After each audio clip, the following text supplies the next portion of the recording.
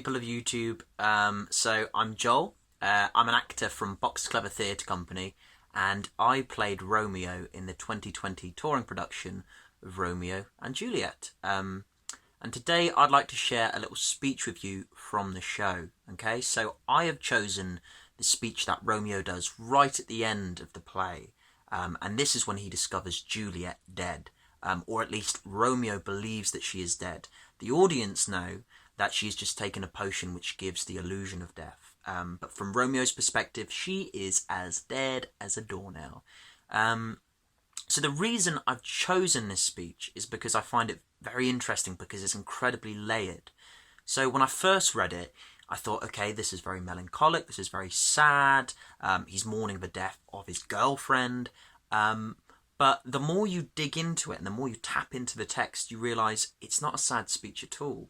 So he's actually incredibly happy because from his point of view, he's going to kill himself and he's about to be reunited with the love of his life.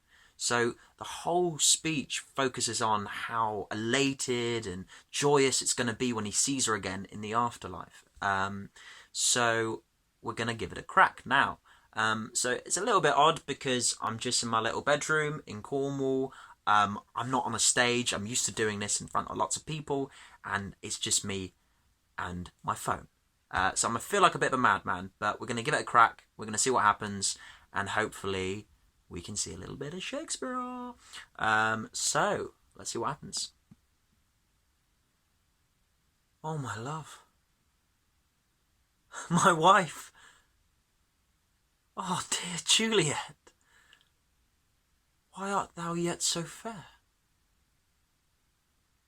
I still will stay with thee, and never from this palace of dim night depart again. Here will I remain, with worms that are thy chambermaids.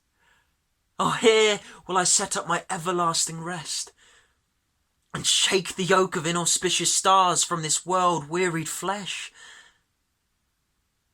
Eyes, look your last.